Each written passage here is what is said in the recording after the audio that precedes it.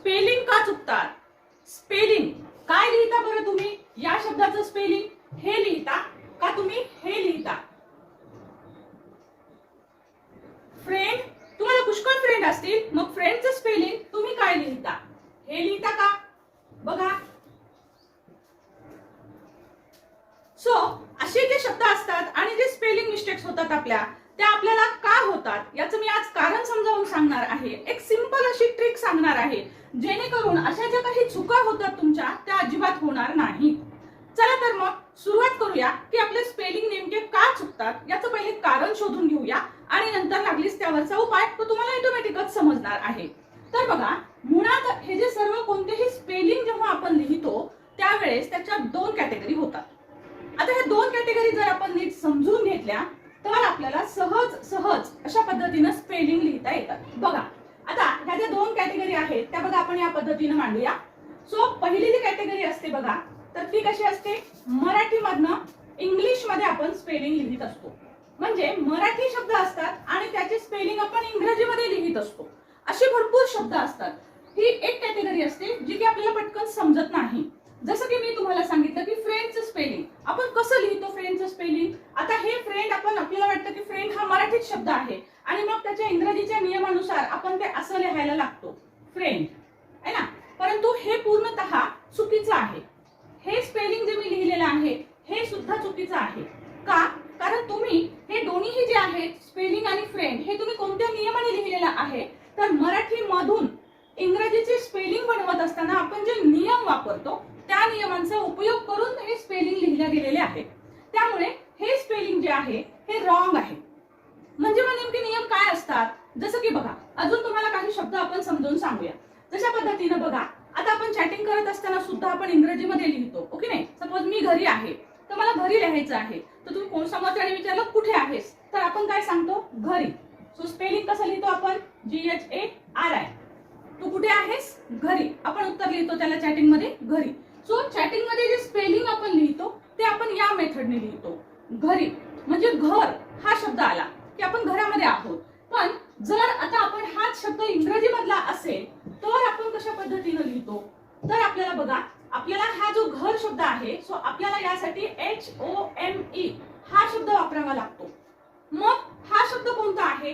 तर ही जी कॅटेगरी आहे ती इंग्रजी टू इंग्रजी आहे.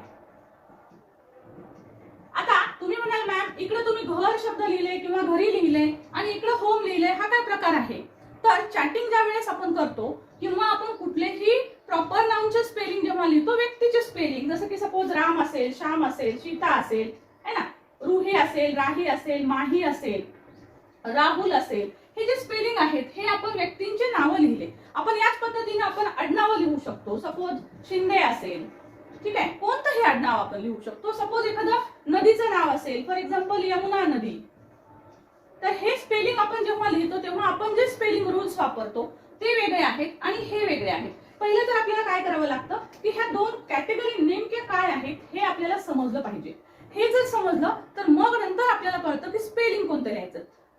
जनरली चूक कुठे होते माहिती का? की चूक या ठिकाणी होते की आपल्याला नेमकं काय होतं, आपल्याला हे अगोदर शिकवलेलं असतं. मराठीमधनं इंग्रजी शिकवत असताना आपल्याला काय शिकवलेलं असतं? आपल्याला अ आ इ शिकवलेलं असतं, है ना. अ आ इ ई या प्रकारची 12 खडी आणि त्याच्यासाठी येणारे इंग्रजीचे जे स्पेलिंग आहेत ते आपल्याला शिकवलेलं असतं. अ आलं की आपण ए लिहिणार, आ आलं की ए किंवा डबल ए लिहिणार, ई आलं की आय लिहा, ई दुसरी ई आलं की डबल ई लिहा.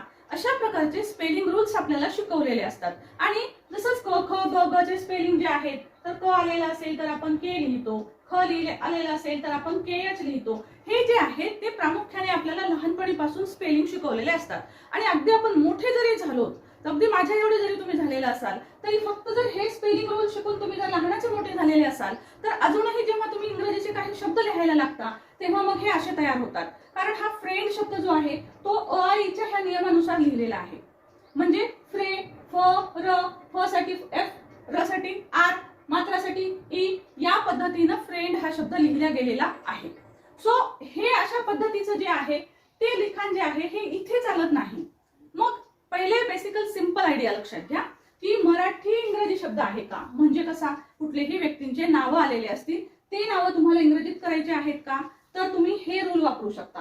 कोणते रूल वापरणार आहात तुम्ही? अ आ ग ग हे जे रूल्स आहेत ते तुम्हाला कशासाठी वापरायचे, मराठी टू इंग्रजी. बघा सिंपल ट्रिक सांगते, हे बेसिक मिस्टेक करू नका, कधीच स्पेलिंग चुकणार नाही.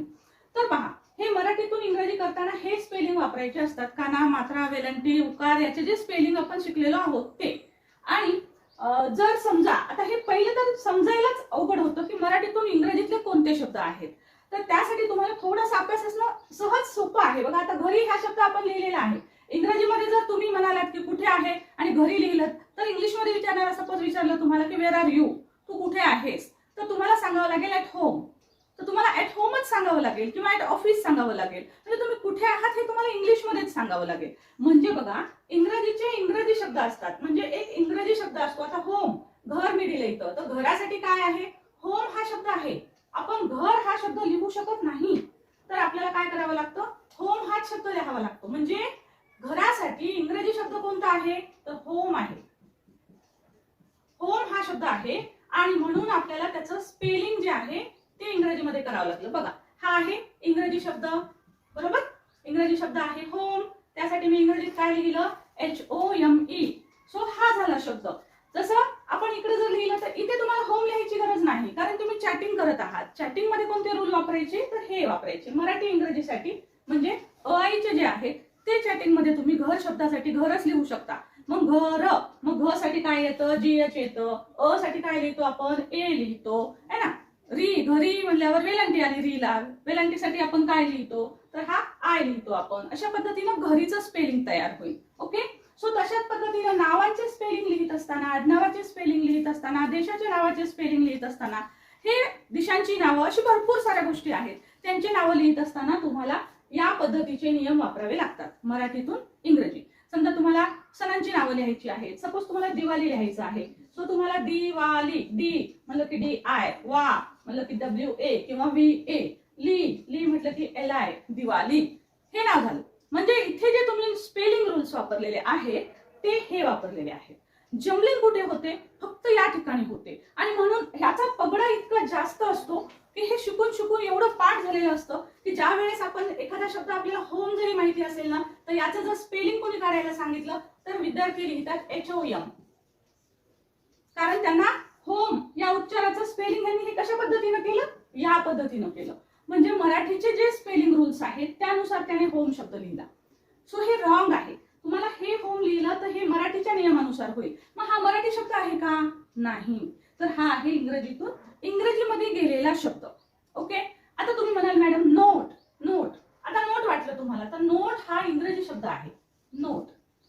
तर मग हा इंग्लिश शब्द आहे, तर त्याचा इंग्रजीमध्ये नोट शब्द आपल्याला NOTE असाच लिहावा लागेल. मराठीच्या नियमाप्रमाणे जर मी नोट शब्द लिहिला, सपोज तुम्ही चॅटिंग करत आहात आणि चॅटिंग मध्ये तुम्हाला लिहायचं आहे की माझ्याजवळ नोटा आहेत, नोट आहे किंवा माझ्याकडे एक नोट आहे, त्याने विचारलं तुझ्याजवळ काय आहे, नोट आहे, तर तुम्हाला इथे नोट सांगायचंय, तर तुम्ही इथे NOT नोट लिहिता.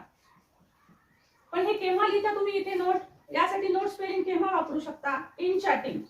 म्हणजे तुम्ही सोशल मीडियावर जेव्हा गप्पा मारत असता तेव्हा इंग्रजीमध्ये आपण स्पेलिंग लिहितो, स्पेलिंग लिहून आपण मराठीच टाईप करत असतो. आपण तू कुठे आहेस, बघा आता मी तुम्हाला हे लिहून दाखवते, तू कुठे आहेस. सपोज आपण चॅटिंग मध्ये बोलत आहोत आणि मला लिहायचं आहे की तू कुठे आहेस, तर आपण लिहितो तू, TU, तू कुठे, TUTHE, कुठे आहेस, आहेस. असं करून करून आपण एक एक स्पेलिंग लिहितो आणि ते सर्व या नियमानुसार असतं. सो तू कुठे आहेस हे चॅटिंग मध्ये जमतं. हे कुठे जमतंय आपल्याला, तो हे आपण चॅटिंग मध्ये जमतो. तू कुठे आहेस, कुठे लिहू शकतो आपण हे या पद्धतीनं, सो इन चॅटिंग. हे चॅटिंग मध्ये आपल्याला लिहिता येतं. सो चॅटिंग करतानाचे किंवा नावांचे स्पेलिंग लिहितानाचे हे नियम जे आहे ते या पद्धतीने असतात. आणि इंग्रजीचं इंग्रजीमधले जे स्पेलिंग लिहितो आपण त्यासाठीचे नियम हे वेगळे असतात.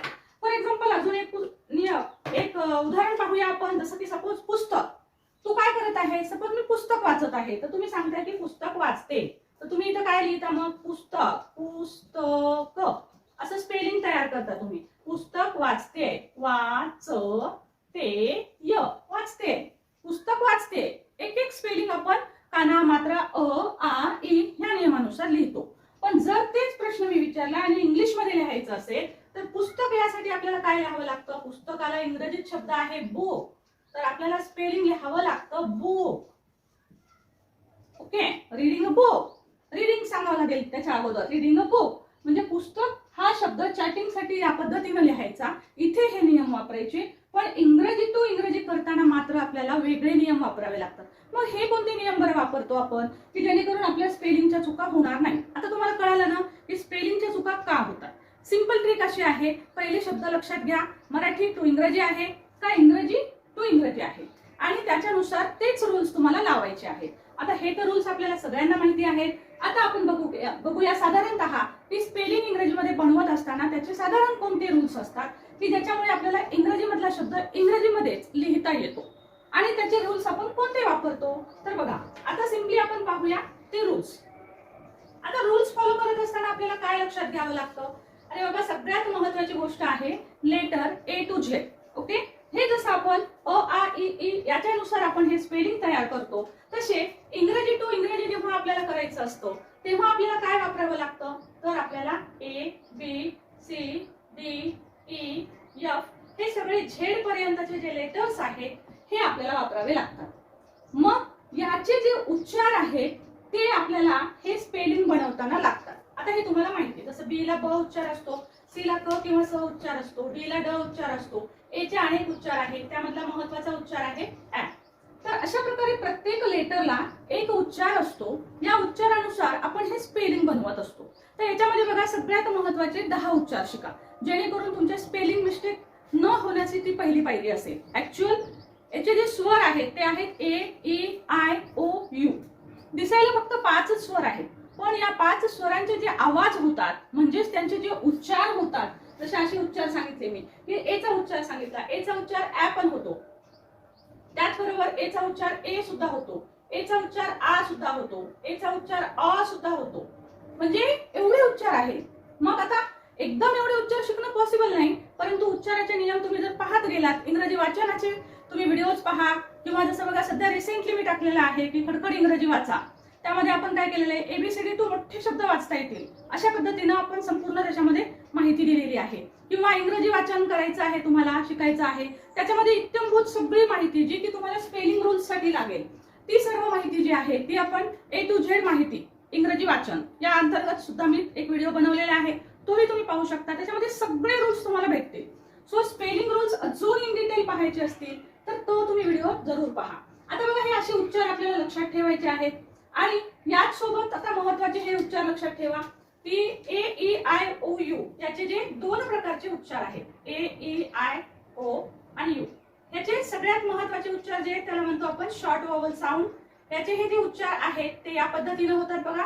ए चा उच्चार ऍ, ई चा उच्चार ए, आय चा उच्चार ई म्हणजे वेलांटी, ओ चा उच्चार अ आणि यू चा उच्चार होतो अ. हे त्याचे शॉर्ट व्हावल साऊंड आहे. याच्या मदतीने आपण कशा प्रकारचे शब्द वाचू शकतो. तर C A T cat, B E D bat, it, okay, B I G big, O साठी शब्द असेल कॉट, यू साठी शब्द असेल कट. अशा प्रकारचे आपण स्पेलिंग रूल्स जे आहेत ते आपल्याला ह्या नियमांतर्गत हे वाचता येत असतात.